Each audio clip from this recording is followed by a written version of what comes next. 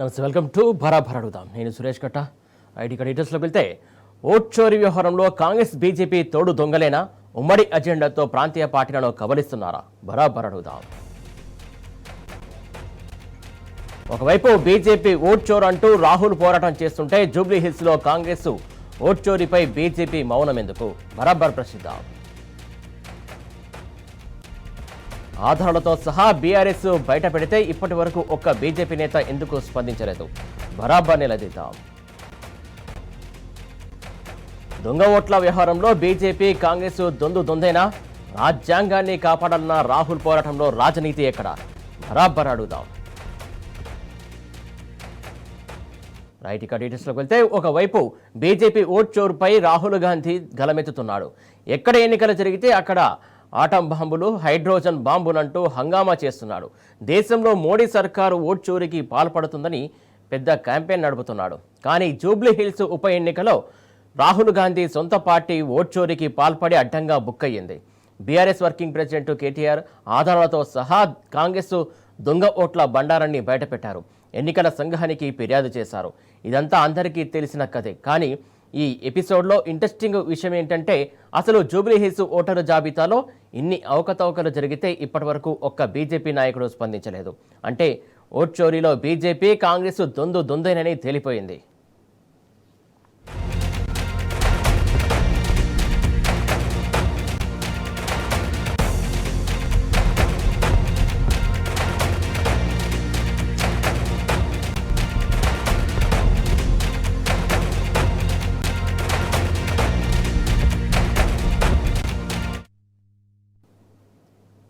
వాస్తవానికి ఒకవైపు BJP vote చోరు అంటూ రాహుల్ గగ్గోలు పెడుతుంటే జూబ్లీ హిల్స్లో కాంగ్రెస్ పార్టీ బండారంపై బీజేపీ ఎదురుదాడి చేయాలి. కానీ కమలనాథులు ఇప్పటి వరకు జూబ్లీ హిల్స్ దొంగ ఓట్లపై కనీసం స్పందించలేదు. కాంగ్రెస్ ఓట్ చోరీపై బీజేపీ మౌనం వెనుక పలు అనుమానాలు వ్యక్తమవుతున్నాయి. అసలు కాంగ్రెస్ బీజేపీ బయటకి కనిపిస్తున్న రెండు విభిన్న సిద్ధాంతాల జాతీయ పార్టీలు. కానీ ఉమ్మడిగా వాటి హిడెన్ ఎజెండా ఒక్కటేనని వాదనలు వినిపిస్తున్నాయి. ప్రాంతీయ పార్టీలను కబలించేందుకు ఉమ్మడి ఎజెండాపై రెండు పార్టీలు పనిచేస్తున్నాయా అన్న అనుమానాలు కలుగుతున్నాయి. దేశంలోని యువత బీజేపీ ఓట్ చోరుపై ఉద్యమించాలంటున్న రాహుల్ను జూబ్లీ హిల్స్ దొంగ ఓట్ల ఇష్యూలో టార్గెట్ చేయకపోవడం ఆ అనుమానాలకు మరింత బలాన్నిస్తుంది.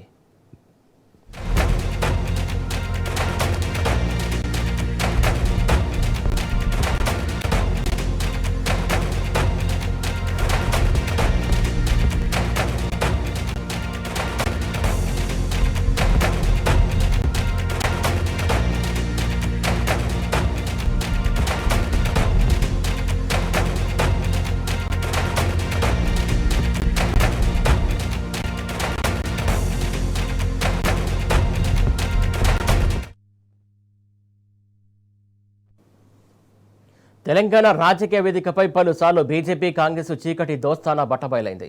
గత బీఆర్ఎస్ పాలనలోనే ఈ రెండు పార్టీలు సిద్ధాంతాలకు విరుద్ధంగా నిస్సిగ్గుగా కుమ్మక్కు రాజకీయాలు కొనసాగించాయి. ఇక కాంగ్రెస్ గద్దెనెక్కిన తర్వాత కూడా ఆ చీకటి బంధాన్ని కొనసాగిస్తున్నాయి. అయినా జాతీయ స్థాయిలోనే ఈ రెండు పార్టీలకు అండర్స్టాండింగ్ ఉందన్న వాదనలు లేకపోలేదు. ఇక రాష్ట్ర స్థాయిలో అది మరీ పరాకాష్ఠకు చేరిందని రాజకీయ వర్గాలు చెబుతున్నాయి. రేవంత్ సర్కారు ప్రజా వ్యతిరేక విధానాలను బీజేపీ నేతలు ఎవరూ ప్రశ్నించారు. ఇక తాజాగా జూబ్లీ హిల్స్ ఉప ఎన్నికల్లో కాంగ్రెస్ దొంగ ఓట్ల బండారాన్ని బీఆర్ఎస్ బయటపెట్టిన బీజేపీ నేతలు మౌనమే పాటిస్తున్నారు. జాతీయ రాజకీయాల్లో కాంగ్రెస్ రాహుల్ గాంధీ ఓట్ చోరు క్యాంపెయిన్కు గట్టి కౌంటర్ ఇచ్చే అవకాశం ఉన్నా బీజేపీ మాత్రం స్తబ్దుగా ఉంటుంది.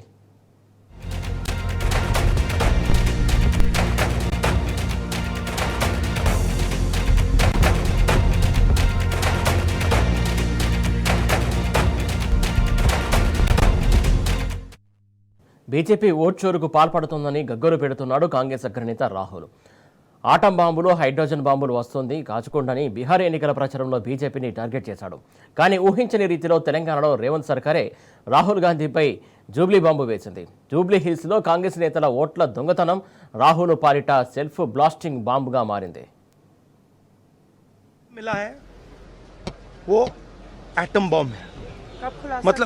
एटम बॉम्ब है, फटेगा तो आप इलेक्शन कमीशन आपको दिखेगा नहीं हिंदुस्तान में, जो सबसे चोरी हो रही है। और अब हमारे पास ओपन एंड शट प्रूफ है कि इलेक्शन कमीशन वोट चोरी में इन्वॉल्व है। देश को पता लग जाएगा कि इलेक्शन कमीशन वोटर चोरी करा रहा है। किसके लिए करा रहा है? किसके लिए करा रहा है? बीजेपी के लिए करा रहा है। ओपन एंड शट है। भैया, एटम बम का नाम सुना है आपने? सुना है एटम बम का नाम? उससे बड़ा क्या होता है? उससे बड़ा क्या होता है? एटम बम से बड़ा हाइड्रोजन बम होता है। होता है नहीं होता है? माधवपुरा में हमने एटम बम दिखाया था। बीजेपी के लोगों, तैयार हो जाओ, हाइड्रोजन बम आ रहा है। आपकी जो सच्चाई है, वोट चोरी की सच्चाई है, वो पूरे देश को पता लगने जा रही है। ఇది చూడండి, 3 ఫోటోలు. ఈయన పేరు కార్తిక్, కోవూరి కార్తిక్. ఈ కోవూరి కార్తిక్ అనే పిల్లోడికి 3 ఓట్లున్నాయి. ఇది మా కవిత్వం కాదు, ఇది మాకు ఓటర్ లిస్ట్ ఏదైతే మొన్న అప్డేటెడ్ ఓటర్ లిస్ట్ అని ఇచ్చినారో దాని నుంచి ఎంక్వైరీ చేసి మేము తీసుకున్నది. ఒకటే పిల్లోడికి 3 ఓట్లు, దగ్గర దగ్గర 2000 ఓట్లు. ఏవి? డబల్ ఓట్లు, దొంగ ఓట్లు, మల్టిపుల్ ఐడెంటిటీ కార్డులు. వాటితో ఒక ఫ్రాడ్ కు కాంగ్రెస్ పార్టీ తెరలేపింది. బయట రాహుల్ గాంధీ గారు మాట్లాడుతున్నారు ఓట్ చోరీ అని. అక్కడేమో ఓట్ చోరీ జరుగుతోంది, కానీ ఇక్కడ చోరు ఓట్లతో గెలిచే ప్రయత్నం కాంగ్రెస్ చేస్తా ఉంది. అక్కడ ఓట్ చోరీ, ఇక్కడ చోరు ఓట్లు, అంటే దొంగ ఓట్లతో గెలిచే ప్రయత్నం కాంగ్రెస్ పార్టీ చేస్తా ఉంది. ఆ విషయంలో ఆధారాలతో సహా ఇవాళ సీఈఓ గారికి సమర్పించి వారిని ఎంక్వైరీ చేయాలని చెప్పి మరి ఈ రిప్రజెంటేషన్ అంతా కూడా మా పార్టీ డెలిగేషన్ అందరం కలిసి వారికి ఇవ్వడం జరిగింది. ఈ నరేంద్ర మోడీ ఓట్ చోరు, బీజేపీ ఓట్ చోరు అంటూ రాహుల్ బీహార్ ఎన్నికల్లో ఎలుగెత్తుతున్నాడు. కేంద్ర మంత్రి అనురాగ్ ఠాకూర్ ఈ వ్యాఖ్యలను ఖండించారు. రాహుల్ దేశంలో అశాంతిని రేకెత్తించడానికి అబద్ధాలు ప్రచారం చేస్తున్నాడని చెప్పారు. కానీ తెలంగాణలో జూబ్లీహిల్స్ ఉప ఎన్నికల్లో కాంగ్రెస్ నేతల దొంగ ఓట్ల వ్యవహారంపై మాత్రం ఇక్కడి బీజేపీ నేతలు స్పందించట్లేదు.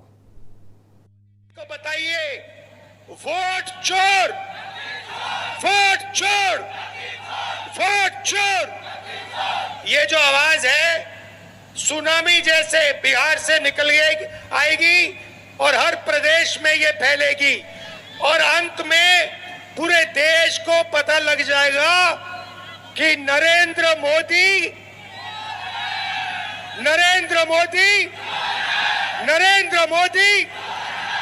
लेकिन अगर निष्पक्षता के साथ भारत का इलेक्शन कमीशन काम कर रहा है तो बार बार राहुल गांधी जी का प्रयास है कि लोकतंत्र पर प्रहार किया जाए, भारत के लोकतंत्र को कमजोर किया जाए, जनता को गुमराह किया जाए और जिस तरह से बांग्लादेश नेपाल में स्थिति बनती है वैसे झूठ बोल के वहां पर स्थिति पैदा कर दो देश.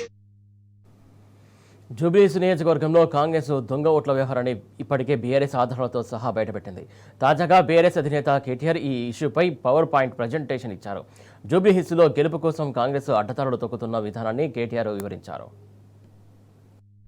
ఒకటి, కాంగ్రెస్ పార్టీ ఈరోజు ఎన్ని అడ్డదారులు తొక్కినా, ఎన్ని కుట్రలు కుతంత్రాలు చేసినా ముమ్మాటికి జూబ్లీహిల్స్ ఉప ఎన్నికల్లో గెలిచేది మాత్రం ఖచ్చితంగా బీఆర్ఎస్ పార్టీ గెలుస్తుంది.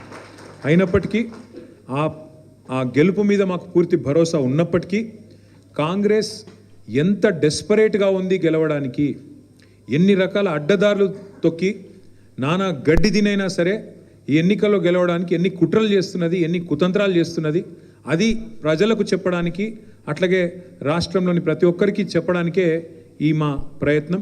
దయచేసి నేను మీడియా మిత్రులను కూడా కోరుతా ఉన్నా, నేను చెప్పే ప్రతిదీ కూడా నాకు ఎక్కడి నుంచి వచ్చింది సమాచారం అంటే ఎలక్షన్ కమిషన్ ఇచ్చిన ఓటర్ లిస్ట్ నుంచే మాకు వచ్చింది. ప్రతిదీ కూడా మేము ఫీల్డ్ వెరిఫికేషన్ చేసి ఎన్నికల కమిషన్ ఇచ్చిన ఓటర్ లిస్టు, తుది ఓటర్ లిస్ట్ ఏదైతే వారు ఇచ్చారో ఆ ఓటర్ లిస్ట్ ఆధారంగానే నేను మాట్లాడుతున్నాను తప్ప ఇందులో ఏది కూడా కల్పితం కాదు, ఏది కూడా మరి ఎక్కడి నుంచో బయట నుంచో వచ్చింది కానే కాదని మాత్రం ముందుకు చెప్తూ నేను మీకు ఒక 4-5 విషయాలు ముందుగా ప్రజెంట్ చేసే ప్రయత్నం చేస్తాను.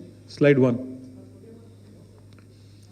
2023లో మరి సాధారణ ఎన్నికలు తెలంగాణలో జరిగిన విషయం మీకు తెలుసు, సార్వత్రిక ఎన్నికలు శాసనసభకు జరిగిన విషయం మీకు తెలుసు. ఆ రోజు జూబ్లీహిల్స్ నియోజకవర్గంలో మొత్తం ఓటర్ లిస్టు ప్రకారం ఓటర్ల సంఖ్య 3,75,000 చిల్లర, 3,75,000.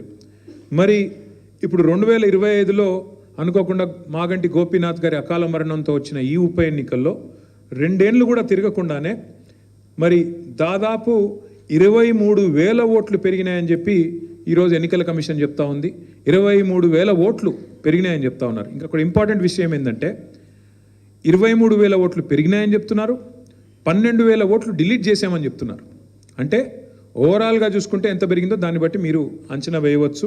కానీ వారు చెప్తున్నది మొత్తం లేటెస్ట్ లిస్ట్ ప్రకారం 3,98,000 ఓట్లు, అంటే దాదాపు 4 లక్షల ఓట్లు ఉన్నాయని చెప్తున్నారు. గతం కంటే దాదాపు 23,000 ఓట్లు పెరిగినాయి. 12,000 తీయంగా మరి ఇంకా 23,000 ఓట్లు పెరిగినాయని చెప్పి ఎన్నికల కమిషన్ లేటెస్ట్ లిస్ట్ ప్రకారం చెప్తున్నారు. మరి ఇంత సడన్ స్పైక్ అంటే చాలా అసాధారణమైన స్పైక్ అది. 23,000 ఓట్లు పెరగడం ఒకటే కాన్స్టిట్యున్సీలో అంటే మరి చాలా పెద్ద ఎత్తున, అందులో 12,000 ఓట్లు తొలగించిన తర్వాత ఇంత అసాధారణమైన స్పైక్ ఎట్లా వచ్చింది, ఇంత ఒకటేసారి ఓట్ల సంఖ్య ఎట్లా పెరిగిందని మాకు అనుమానం వచ్చి అప్పుడు మేము ఎంక్వైరీ చేయడం మొదలుపెట్టాం.